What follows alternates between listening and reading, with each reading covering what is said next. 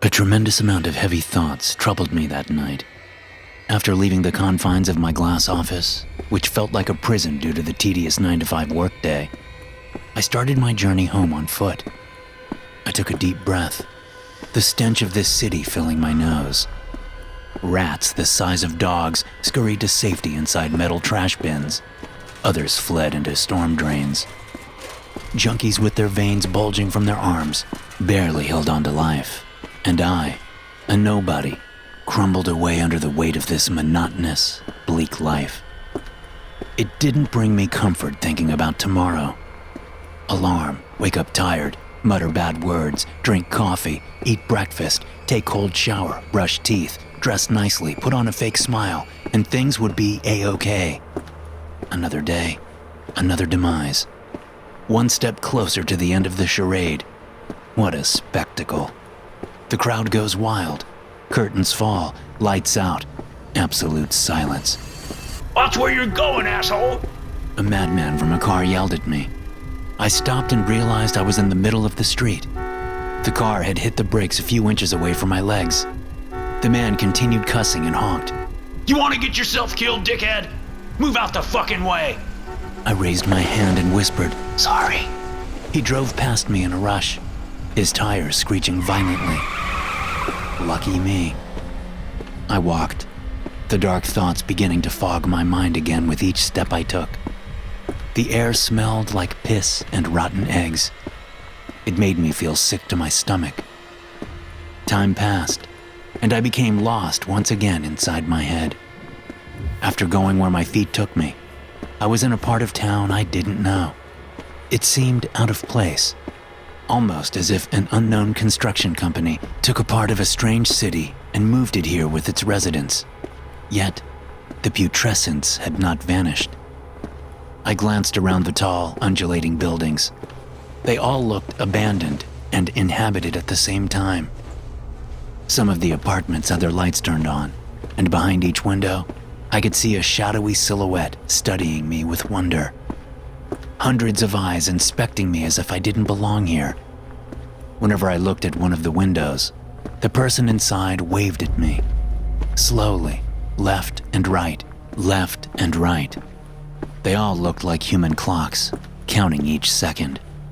I wanted to turn back, but instead, I glanced behind and saw that the street stretched out into darkness, seemingly with no end. This place had me trapped here. A maelstrom of fear and despair began taking shape inside my heart. The more I stayed there, the more it felt like nothing was what it seemed. The mystery of this side of the town extended its black and slimy tentacles at me, trying to wrap around my sanity and squeeze it until it would suffocate and leave me utterly mad.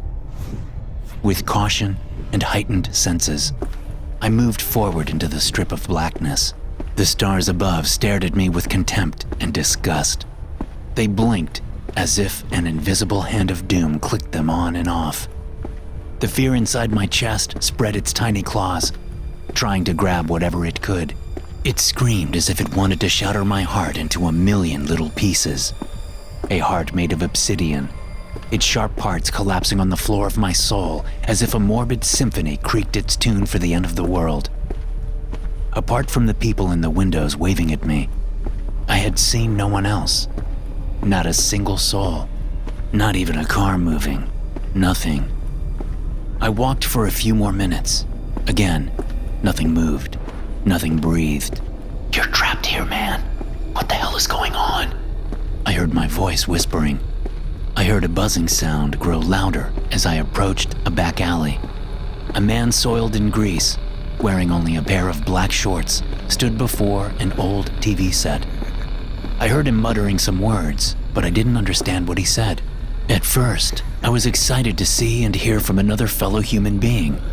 However, he didn't even acknowledge my presence as I approached him. He was in a trance, staring at the TV. Yes, I am. Yes, I am. I am here. I am yours. Forever in your service, forever in your debt. You have made me what I am. Your child, your creation. You showed the true colors of this world. Master, I thank you for my life. Master, I will endure. I am nothing without you. My master, my lord, my God. I bow down to you forever, he said, swaying to and fro like a puppet made of flesh and bone with no soul or mind. Hey, can you hear me? I asked. Yes, I am. Nothing. Yes, I am. He just repeated all those words over and over and over again. He chanted them like in a ritual. Then he stopped all of a sudden. He froze, his gaze still on the TV. No one is here. No, I didn't betray you. Behind me? A man? He said. I stepped back as the man rose and turned to face me. He had static in his eyes. The buzzing was nauseating. Behind all the crackling noise, a voice whispered terrible things to him. An evil agent that fed the poor man's mind with toxic, infectious thoughts. The man lunged at me. He grabbed me by the shoulders and squeezed hard. I froze as the static in his eyes grew. Apart from his body, what he had inside was long gone and replaced with something artificial. The supernatural was present in this man. An evil, powerful force twisted his mind and played with his soul until there was nothing. The puppeteer pulled the strings carefully until the man crumbled and served his master's will. You need to go now. Master Leonardo is waiting for you. He will give you the gift of knowledge. He will make you see beyond the veil of human perception. Right where this world ends, you will feel extraordinary sensations. Yet, Master knows how to make it all work. He can tap into that world and make you see amazing things. Just go. The man spoke like a robot. He lifted his right hand and pointed upwards on the street. After my heart rate settled down, I looked at the end of the street.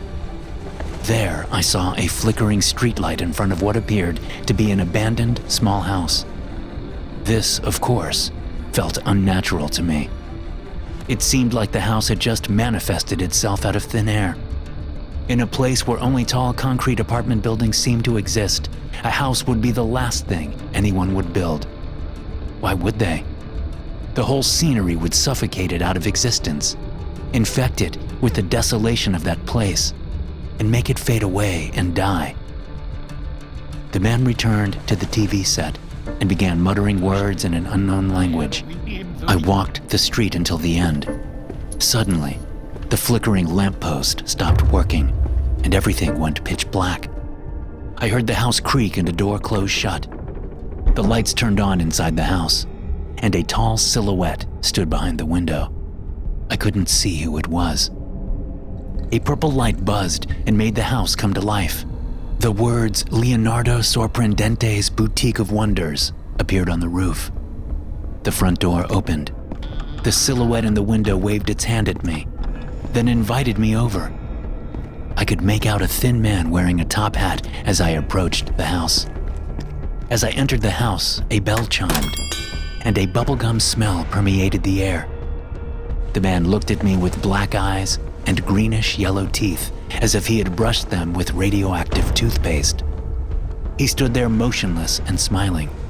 His ravenous smile that spread from ear to ear had to be the most frightening thing I had ever seen.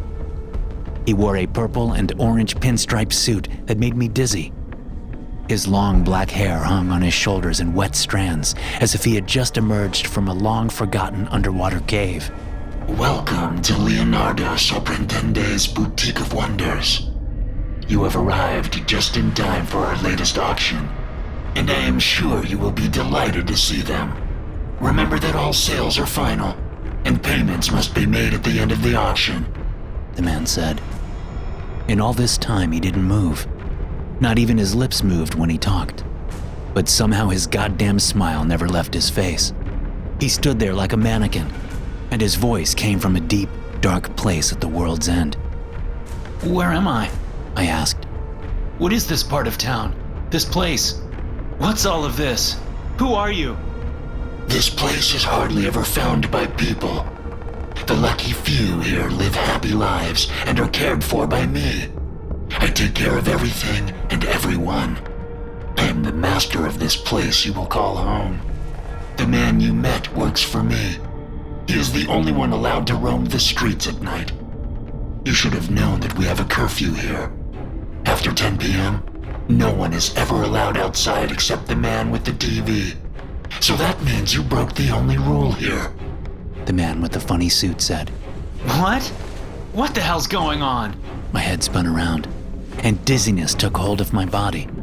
Then, I heard the door lock by itself. Your unwillingness to follow the rules is infuriating. You will be punished accordingly. But first, you must participate in this auction. It is of the utmost importance that you do so. The devil man reiterated. Let me out of here. I want to leave. I said. I tried to run for the door but couldn't move. Stop resisting! You will not leave here if you continue disobeying what I say. The man shouted. His voice deafened me. It felt like he threw broken shards of glass into my ear, making it bleed inside. His arms suddenly extended toward me. Monstrous claws replaced his fingernails, and his once pale, cancerous skin turned a dark, gangrenous hue. Like tentacles from hell, they grabbed my head and squeezed. I could feel the life flying away from me, and death's cold embrace was the only logical outcome. The last thing I saw before my mind went black was his demented grin.